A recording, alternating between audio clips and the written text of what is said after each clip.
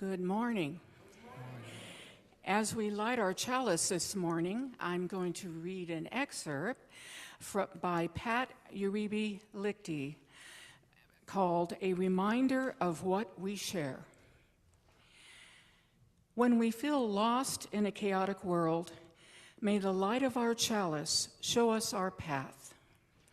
When we are afraid of the times we live in, may the light of our chalice give us courage.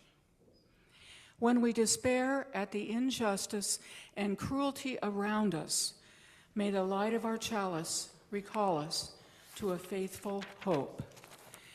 Our chalice is a symbol of our commitment to each other and to ourselves.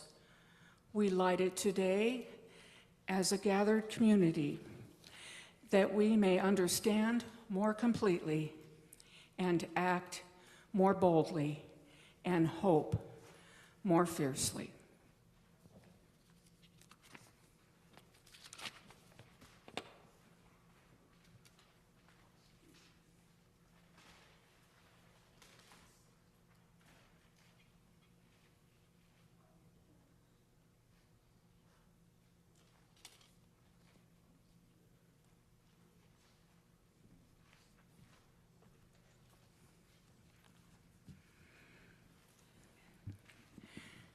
Please join me now by standing, if you are well and able, and saying the affirmation of this congregation.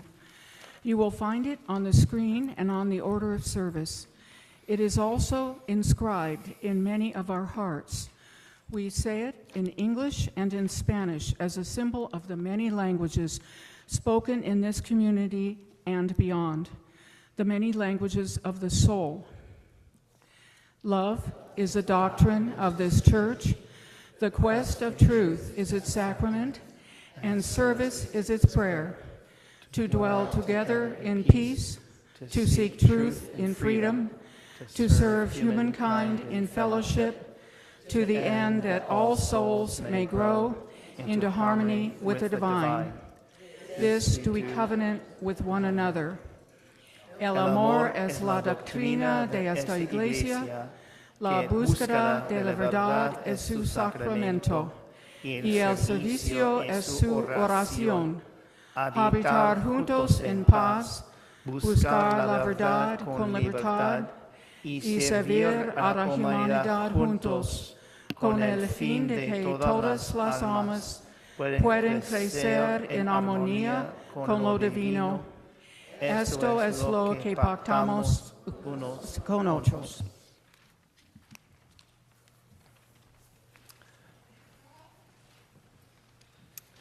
And we light this candle in recognition of the Tamian and Mecum Ohlone indigenous peoples, who were the first humans to inhabit and sustain this land thousands of years before settler colonizers arrived. We honor the resilience of these indigenous peoples in the face of devastating harm, and we lift up the resilience of their neighboring tribe to the south, the Amamututsen tribal band, with whom we are working to preserve their sacred land of Huristek and to ensure that their culture continues to thrive.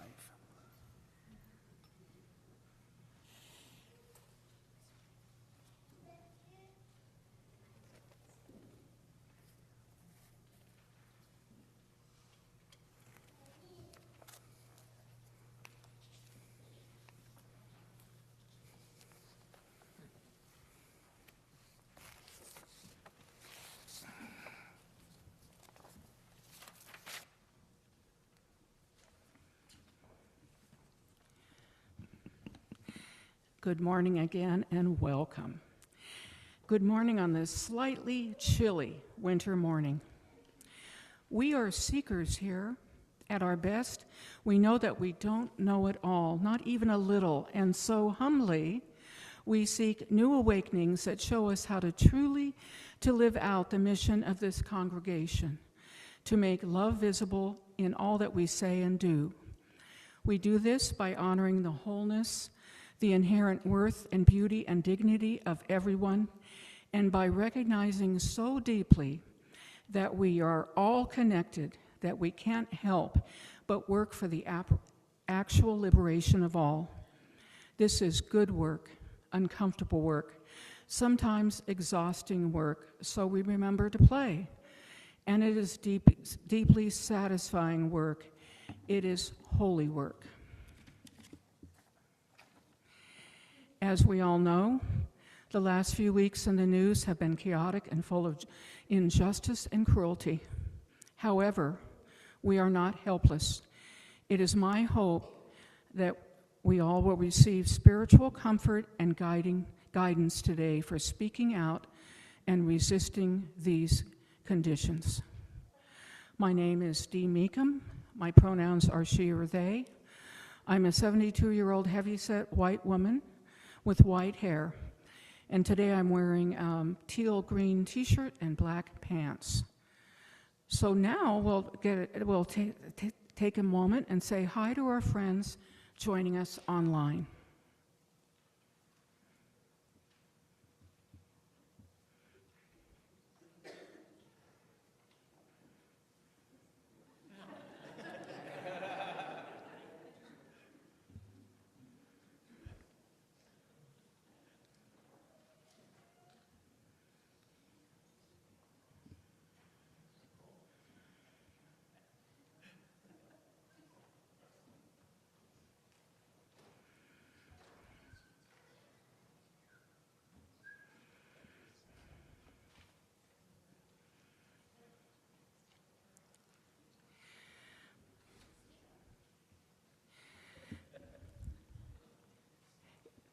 If you are new here, please reach out to any one of us.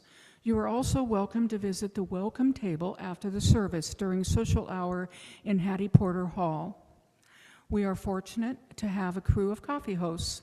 Enjoy a cup of coffee or tea and a treat after the service. I have a couple of announcements which I'd like to read. The first one is that we have a starting point class that starts on Sunday, February 1st. If you are new or newish and been away for a while or want to be more connected with our church, or you have curiosity about what Unitarian Universalism is all about, why not join us for a starting point class on Sunday, February 1st? It's a 3-session program designed for those who are new or returning to the UU community.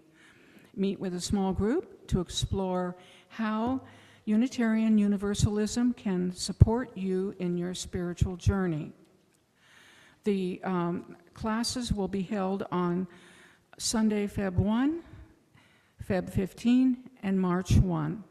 And if you'd like to RSVP to help us plan food and child care, there is a web address that you can find in Nikia's weekly email. And if you have any trouble, you can come talk to me and I'll give you the address. The second thing I'd like to discuss is our stewardship campaign called Building a New Way, 2026 and 2027, the annual giving campaign. As it's time to sign up for pledge parties. Each year we pledge our support to the First Unitarian so we can deepen our sense of community and continue making love visible in the wider world. And the time has come to pledge for the 2026-2027 year. We're the fortunate beneficiaries of the legacy built by those who came before us. This is our opportunity to be stewards of that legacy going forward. And here our Zoom host has put up the Sundays, and you can find them in Nika's email, or you can talk to me or any leader, and they can give you the dates.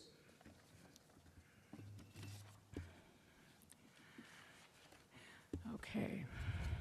So now I am the fortunate person that gets to introduce our guest minister. And he is Father Jon Pedigo is the Executive Director of PACT, People Acting in Community Together. And I just would like to read a short bio of what he brings to us today. He's a Bay Area native and has been active in civic affairs and social justice causes for over 36 years in the Bay Area. He works with an interfaith community of the Silicon Valley, labor, community organizers, and civil rights activists. Father Jon was named the executive director for PACT in March 2025. In his previous position as a director of advocacy and community engagement for Catholic Charities of Santa Clara County, he developed a methodology of trauma-informed community organizing for people living in chronic poverty, refugees, and immigrant families. Father Jon has been acknowledged as a social justice advocate for immigrants and social change by many local organizations and received commendations from various public officials. Father Jon is a 2012 Rockwork Fellow for Immigrant Leaders in California and a Senior Fellow for the American Leadership Forum, the ALF. He holds a Bachelor of Music degree from the San Francisco State University and a Master of Music from Indiana University, Bloomington. He also has a Master of Arts in Theology from St. Patrick's Seminary, Menlo Park, and a Licentiate of Sacred Theology from the Jesuit School of Theology in Berkeley. Okay, so now our RE Director, Marissa, will read us our story for all ages.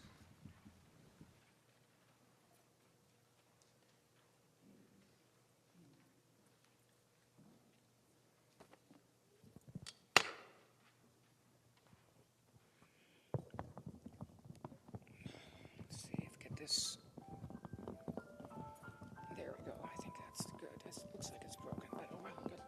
Good luck.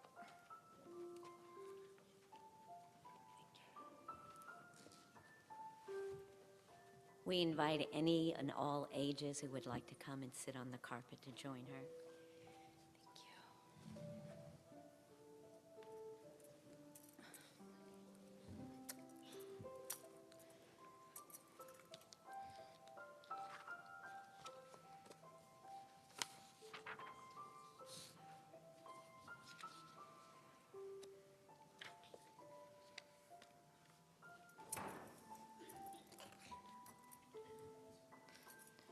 First, I want to say thank you. I am really excited to be here. I'm a little nervous, but we're going to read the book Change Sings. Before we read this book, I want to have you guys reflect on these questions while I read the book. So, what would change look like if our congregation did it together? How can we help one another when change feels hard? What does it mean to sing change instead of shouting change?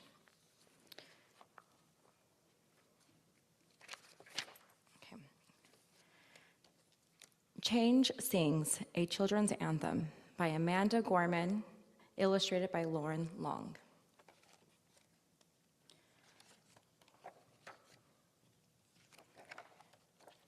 I can hear change humming in its loudest, proudest song. I don't fear change coming, and so I sing along. I scream with the skies of red and blue streamers. I dream with the cries of tired and true dreamers. I'm a chant that rises and rings. There is hope where my change sings. The pictures are beautiful. Though some don't understand it, those windmills of mysteries, I sing with all the planet, and it hills of histories. I hum with 100 hearts, each of us lifting a hand. I use my strengths and my smarts, take a knee to make a stand. I'm bright as the light each day brings. There is love where my change sings. I show other tolerance, though it might take some courage.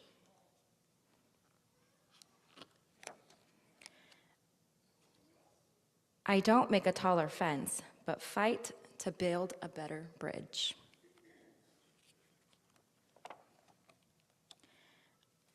I talk not only of distance, from where and how we came. I also walk our differences to show we are the same. I'm a movement that roars and springs. There's a wave where my change sings. Change sings where? There, inside of me. Because I'm the change that I want to see. As I grow, it grows like seeds. I am just what the world needs. I'm the voice where freedom rings. You're the love your bright heart brings. We are the waves starting to spring, for we are the change we sing. We're what the world is becoming, and we know it won't be long. We all hear change strumming. Won't you sing along? That is the end of the book. And sorry. So with the questions that I ask, I will ask them again. What would change look like if our congregation did it together? How can we help one another when change feels hard? What does it mean to sing change instead of shouting it? The end.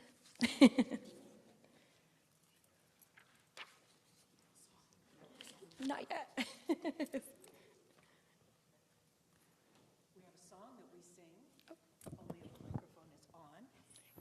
We have a song that we sing at the end of our story. Please join with us. Hand motions included.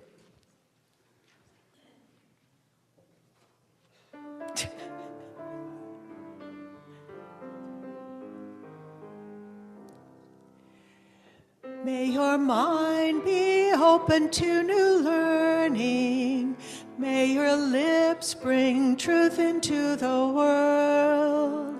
May your heart know love and your hands do the work of justice as you go your way in peace. As you go your way in peace. Very good. You've been practicing.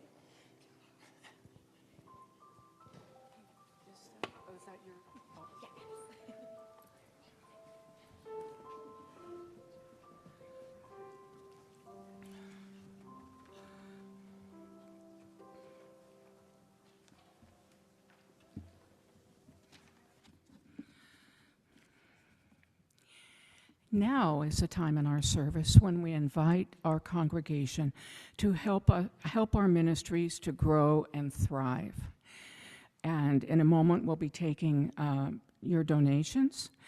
And remember, you can pay online at sanjoseuu.org to donate. And if you do that, you want to be sure to specify on the memo line whether the check should go to your regular stewardship campaign or the special collection for the month. And I'm wondering, usually our ushers bring up the baskets at this time? Oh, great. Or pass them out. You pass them out, yes. And, okay, I just want to add, remember, we pick fruit from trees we did not plant. We drink water from wells we did not dig. This is as it should be, so long as we dig and plant for those who come after us. This church is here because of the offerings of generations who came before us. Let us invest in the future with this morning's offering. Please give what you can, and remember, if your presence among us is all you can give today, that is enough.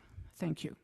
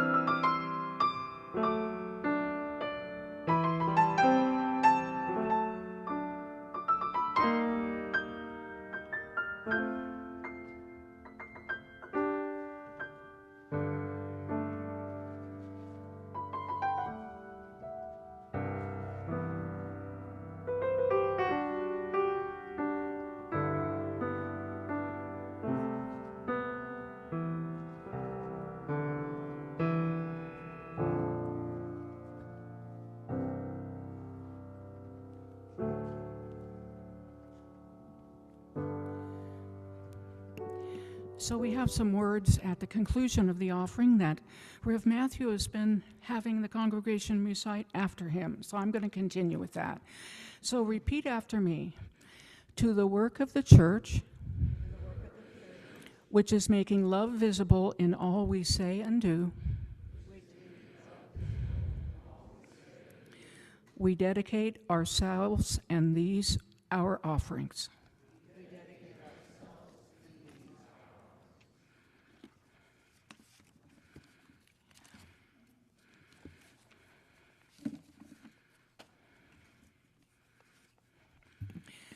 Well, you know, when I got the summary of Father John's talk, I felt it was very fortunate that he'll be preaching here today around the time of Dr. Martin Luther King's birthday, because I saw a real lot of similarity between the tenets of Dr. Martin Luther King's teachings and what Father John is going to be speaking to us later about. Martin Luther King Jr., his teachings basically centered on nonviolent resistance, aiming for justice and equality through love, forgiveness, and perseverance, ultimately envisioning a beloved community, free from racism and poverty, where people are judged by character, not by the color of their skin. And he achieved this by confronting injustice, not people, and trusting in the eventual triumph of right over evil. His key principles included selfless service, faith in the power of love over hate, standing up for justice, and believing in the possibility of transformation through suffering and determined action. His core principles of nonviolence, they spoke to defeating injustice, not people. He recommended that we focus on the evil systems, not the people perpetuating it, to seek to redeem them. Love over hate. Choose love and compassion instead of hatred and bitterness.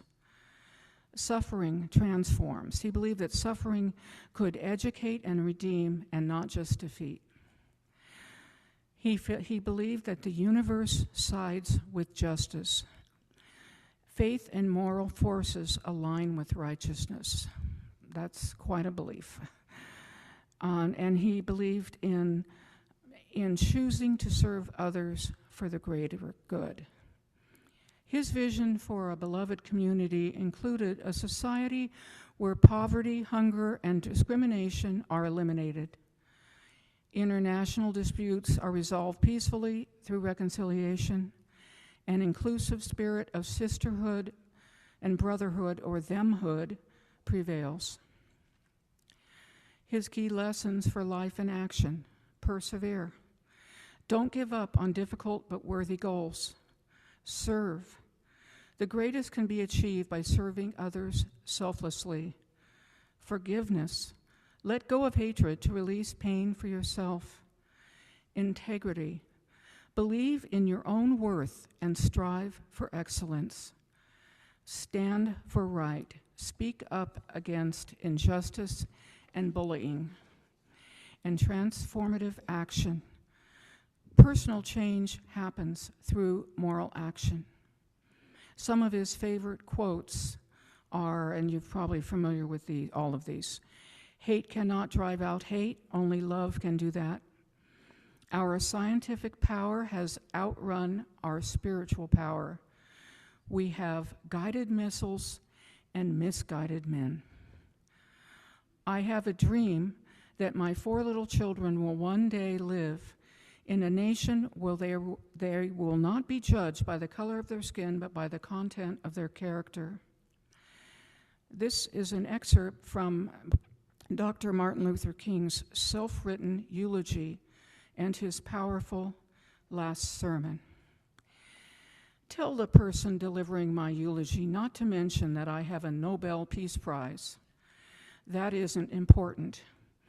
Tell them not to mention that I have 300 or 400 other prizes. That's not important. I'm thinking perhaps we should send them to Trump. Tell them not to mention where I went to school.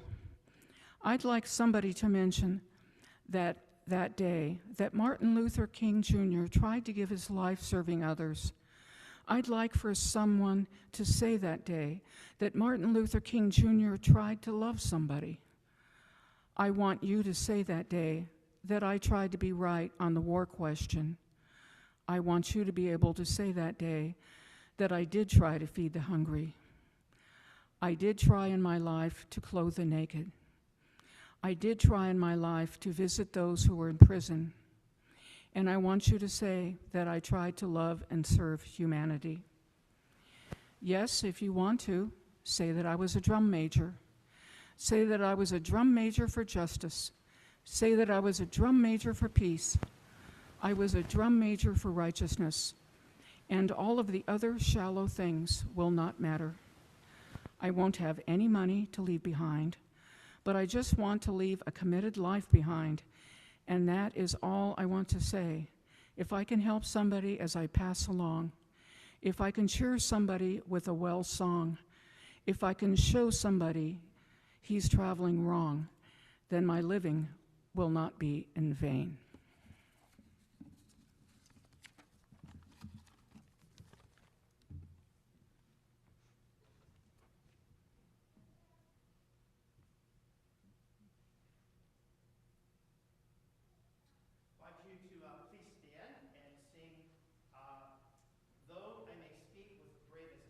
Please join us if you're able, and stand as you're able.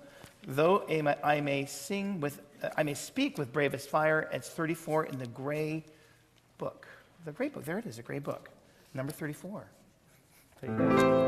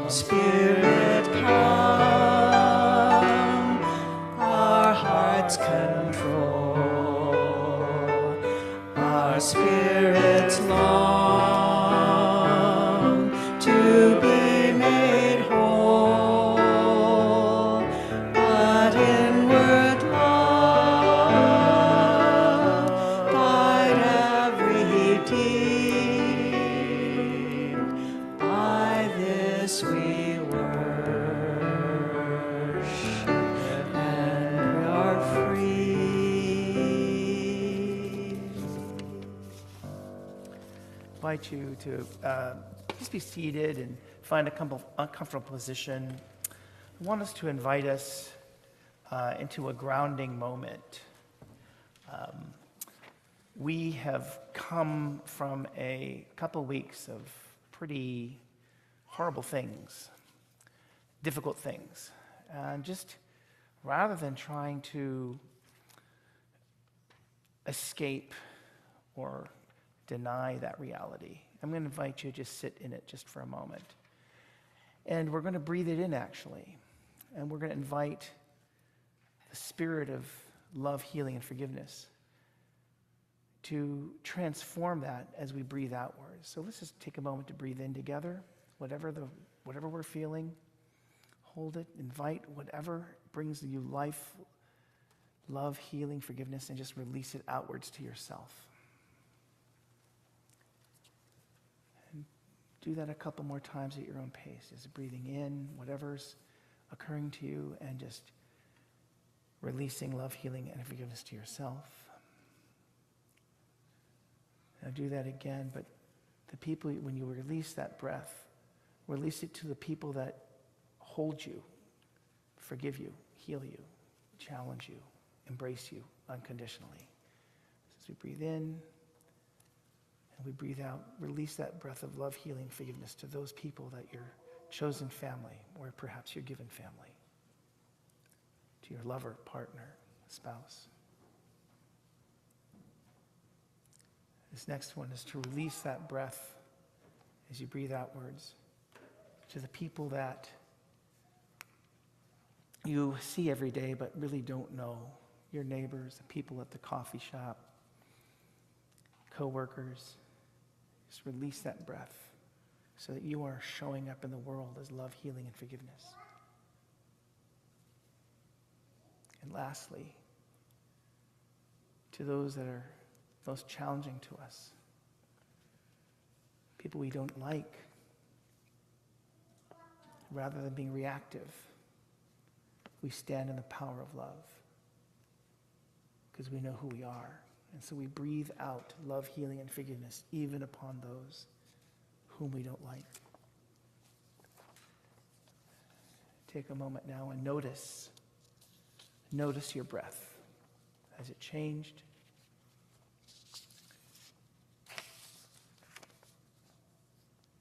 Recognize the space that we're in, the space that's not about debate or persuasion, the space of not trying to prove anything.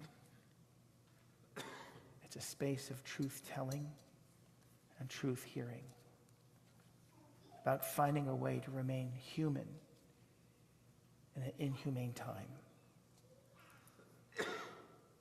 So as you breathe in, what is that intention and healing and love and forgiveness that you want for yourself?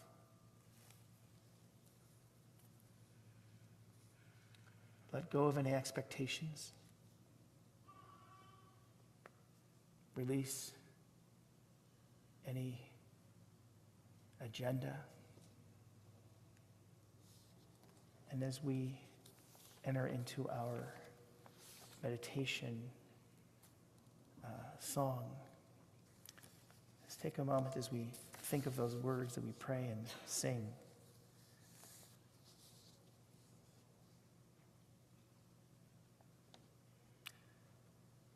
We'll be singing Spirit of Life 123 in the Gray Book. And if you're able and willing to please stand to sing that with us.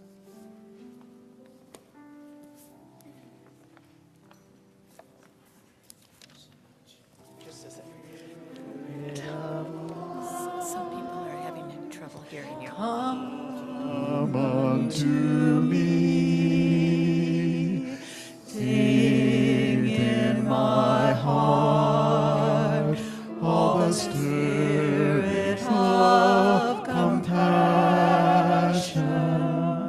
blow in the wind, rise in the sea, move in the hand, giving life the shape of justice. Roots hold me close, wings set me free. Spirit of life, come to me, come to me.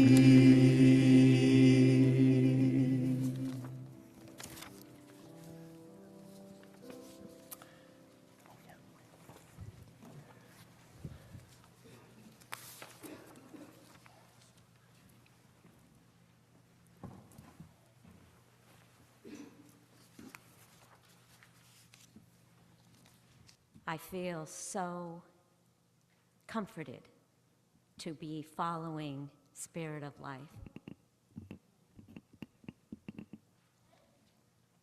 Our unofficial Unitarian Universalist anthem. This has been a difficult week in a difficult year.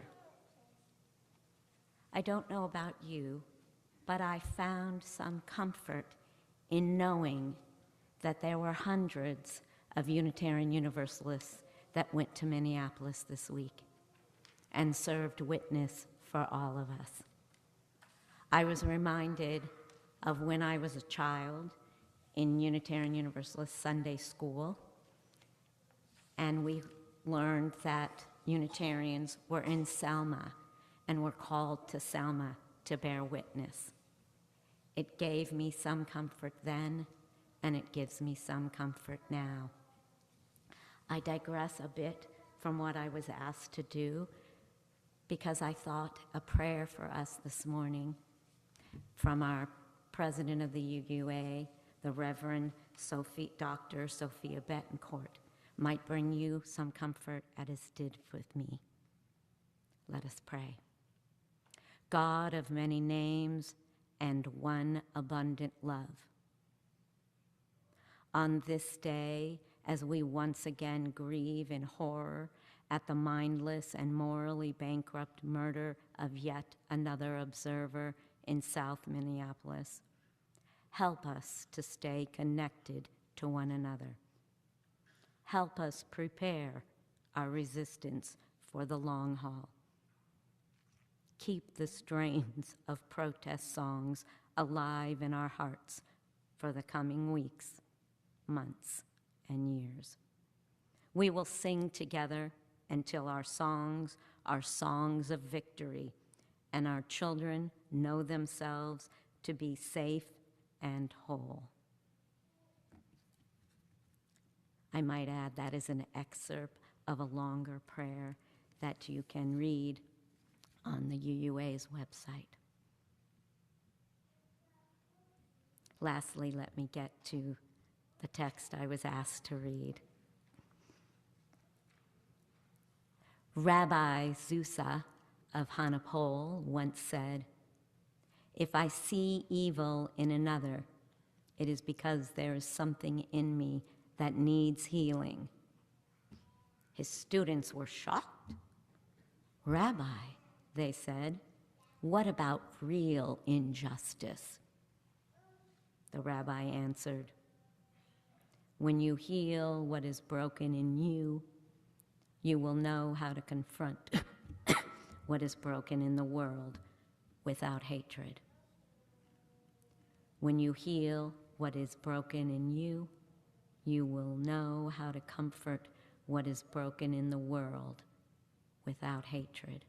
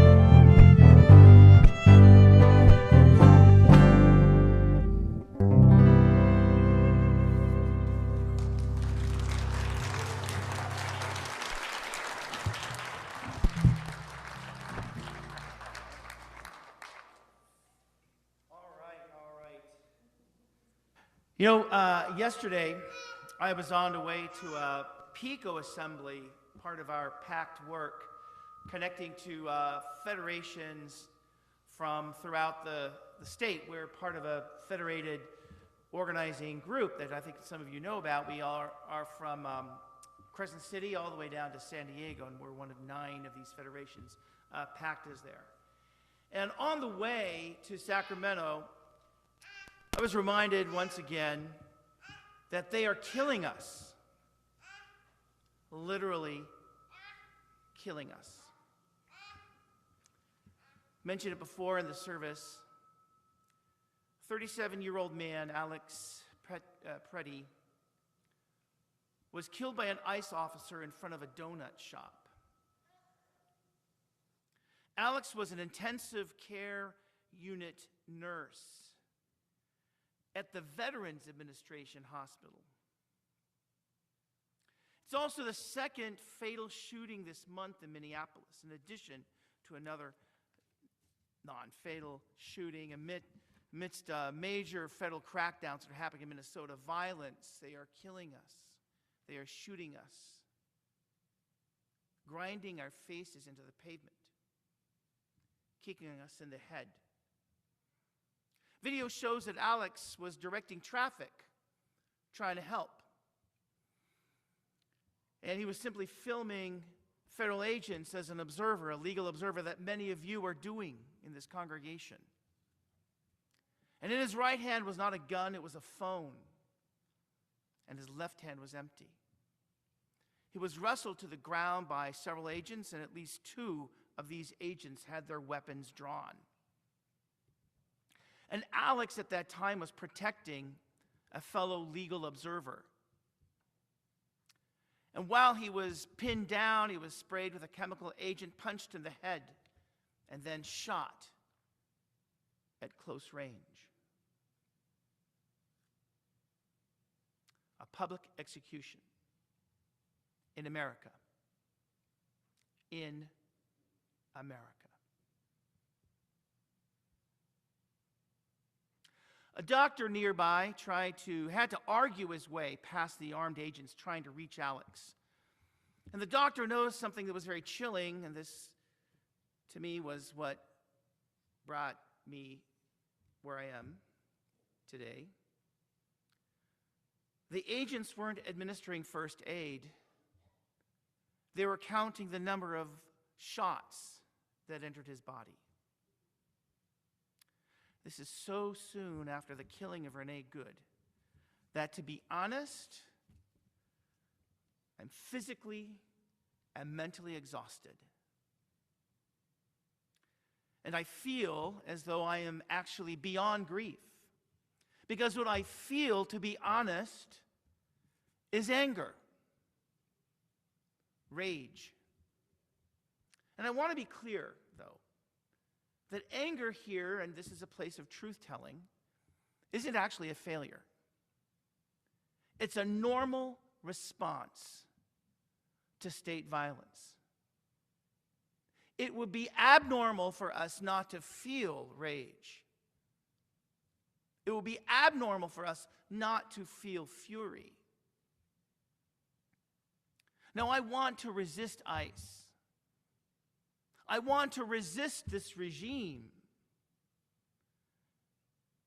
And if I'm honest, I want to be honest with you right now, that my resistance, when unchecked, is fueled and driven by anger. And this reactive fury that's happening within me now, and as I've had to try to process this before I came here, as I know how need a lot more processing, I think. But what I'm feeling is reactive fury. And as I go deeper into this, in other instances we've had a whole year of practicing anger and outrage, I realize that my righteous anger is centered in my ego. That's what's driving the bus. It's not God is not driving the bus in this. Not common good. Not the ethics that I claim to live by. It's my grievance, my outrage. But I also recognize in my disciplined spiritual growth and the path that I've chosen to walk in, that until I can step out of that reactive monkey mind of rage, that which I resist will actually persist. But it's in this space, this sacred space of fellow travelers, I feel safe enough to say this out loud. And I believe it is a moral obligation to do so. Because I'm not here only as a human being, but also I'm here as a faith leader in this county. A faith leader who is flawed and broken like all of us here today. And I want to move. My desire is to move into a space that is not merely reactive. And to do that, I need to tap into something beyond myself. Now, some call it spirit, some call it source, some call it God. I call it the power beyond power. It is there in the holy that I am no longer bound by my rage, no longer trapped in the betrayal I feel to a country that I once trusted. And that's why spaces like this, the First Unitarian, are so essential to the resistance. Spaces like this are not shaped by greed that drives the 1% and this regime. Spaces like this are not transactional where we pay to play. Spaces like this are not restrictive, but rather they are ever expansive. Spaces like this help us see a different way forward. Songs, the rituals, the poetry, the fellowship. They help us see a different way forward rather than us stumbling in the dark of righteous indignation. These spaces open up what I call a third eye vision. Now, third eye vision isn't something that's mystical or abstract, but it's the moral imagination that allows us to stand outside of where we are now and to see beyond what this empire, what this regime is telling us is inevitable. With this third eye vision, we can imagine radical inclusion rather than xenophobic white Christian nationalism. Mercy. We can see mercy rather than using a 5-year-old child as bait. We can imagine healing rather than further traumatizing communities with armed patrols, breaking doors and shattering windows. We can conceive of wisdom that guides us rather than a belligerent and meandering rant from a crazed leader. This third eye vision lets us imagine what kind of society actually might be possible if only we loved and simply loved our neighbors unconditionally. Now, this is not rocket science.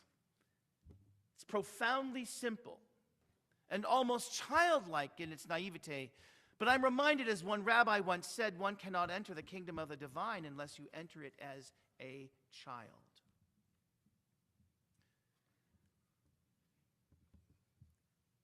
It is simplicity on the other side of complexity. This way of seeing in a sacred, holy, healing space like this lets a vision emerge from our heart. A heart that is curious and open. Hallmarks of this Unitarian Universalist tradition. Because it's a heart that seeks to embrace and not exclude. A heart that is ontologically optimistic, which is the thing that makes us truly human. It is this heart that is impossibly naive, a loving heart that allows us to say, I am not mad at you.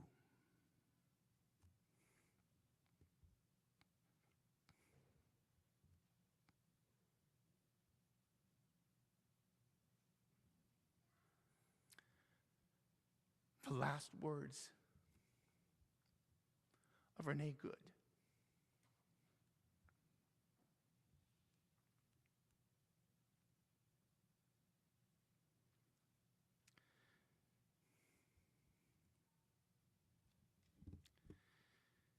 It is this impossibly naive, loving heart that allows us to protect a fellow legal observer with our body in the hope that batons, stun guns, and fists of angry ICE agents do not pummel the one whom we are protecting.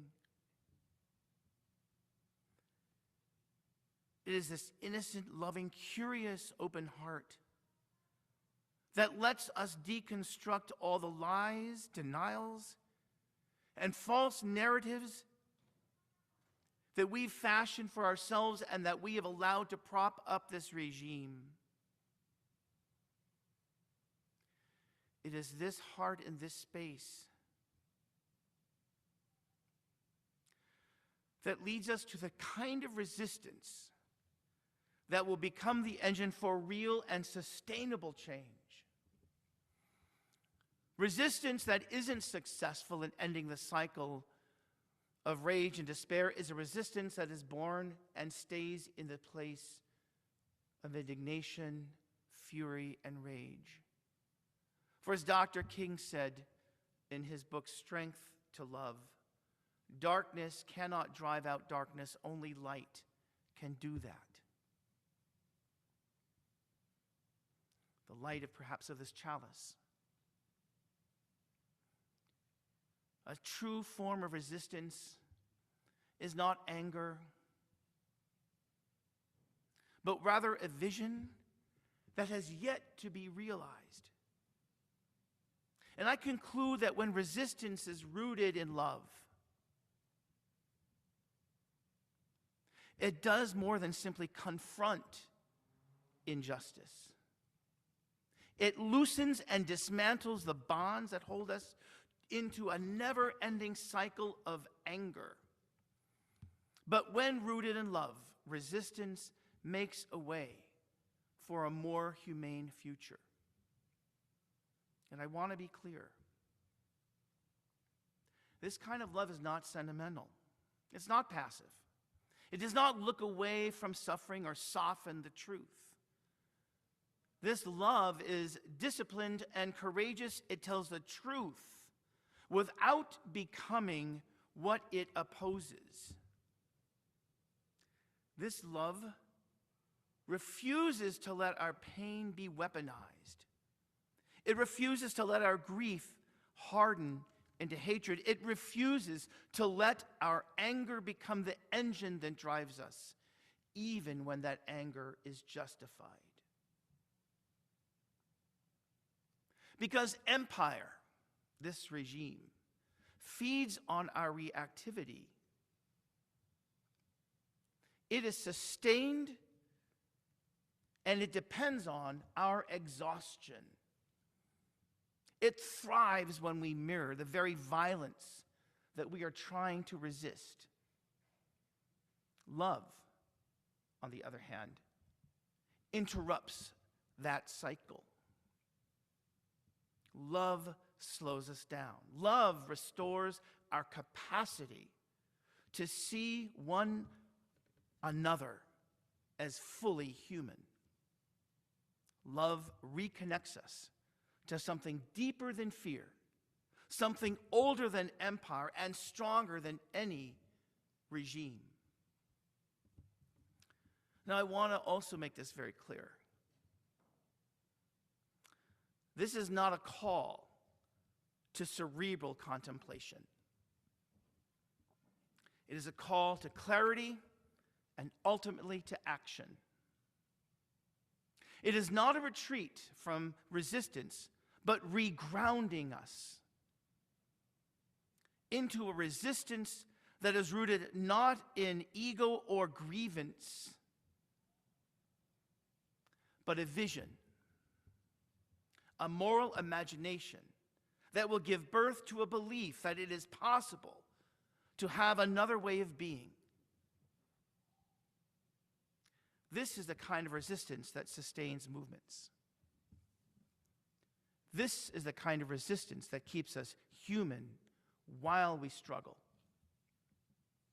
This is the kind of resistance that can outlast the violence it confronts.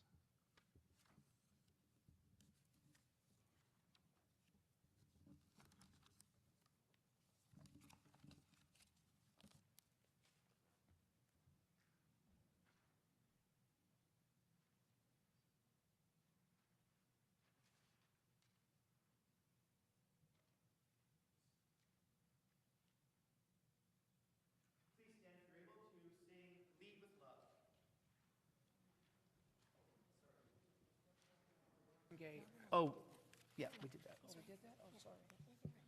Lead with love, I think. Is that right? Yes, All right. by Melanie DeBoer. So this is a call and response song, so the chorus is all together, but then the Meredith will lead the response. I'll do the call. Yeah, Meredith will lead the response. Okay. You gotta put one foot in front of the other and lead with love.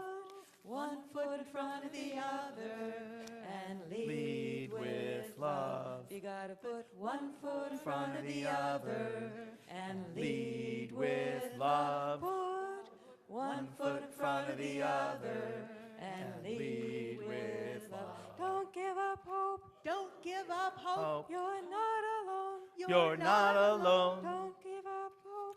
Don't give up hope. Keep moving on. Keep moving on. You gotta put One foot in front of the other and lead with love. Put One foot in front of the other and lead with love. You gotta Put one foot in front of the other and lead with love. put One foot in front of the other and lead with love. lift up your eyes. Lift up your heart, Don't you despair. your duty back, Look up ahead. Don't jump up back. ahead. The path is there. The The path is there. You gotta Put one foot in front of the other and lead with love. Yeah, one foot in front of the other and lead with love. You gotta Put one foot in front of the other and lead with love. One foot in front of the other and lead with love. I know you're scared. I know you're scared, And I'm scared too. and I'm scared too. But here I am. But here I am, Right next to you. right next to you. You gotta Put one foot in front of the other and lead with love. You got one foot in front of the other and lead with love. You gotta put one foot in front of the other and lead with love. Yep, you got one foot in front of the other and lead with love. Don't give up hope. Don't give up hope. You're not alone. You're not alone. Don't you give up. Don't you give up. Keep moving on. Keep moving on. You gotta Put one foot in front of the other and lead with love. You got good. One foot in front of the other and lead with love. You gotta Put one foot in front of the other and lead with love. You got one foot in front of the other and lead with love. and Lead with love. All right. So I'm asked to do a benediction, and these benedictions are Sending forth is like, what do we do at the end? As a friend of mine used to say, what's the favorite part of Mass? He says, the Mass is ended, go in peace. So we send you out into the world. Also, just let you know that on tomorrow night, or tomorrow afternoon, we are planning packed clergy. We're kind of last night, we're kind of talking about this with a few folks, but there is a prayer vigil at the steps of the Westminster Church, just down that way, on Julian and the Alameda, and that'll be at 4:30. So if you're around, join us at 4:30. I think there's going to be a lot of other activities later in that evening around the city. There's a lot of activity that are going to be happening in the next couple of weeks or so. So it's escalating. So I want to give you and send you on into a commitment that to notice that when your resistance is coming from love, and to notice that it is coming and when that resistance might be coming from activity. I want us to make a commitment to create and protect spaces like this, where grief can be named, anger can be held, and vision can be reclaimed. I want us to make a commitment to resist not only policies and systems that harm, but also the narrowing of the heart that those systems depend on.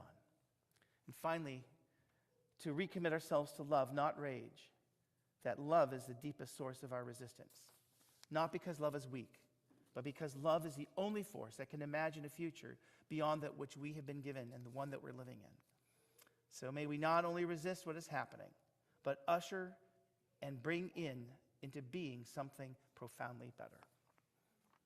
Amen? Amen. Go in peace. That's it? Thank you. Thank you. Okay.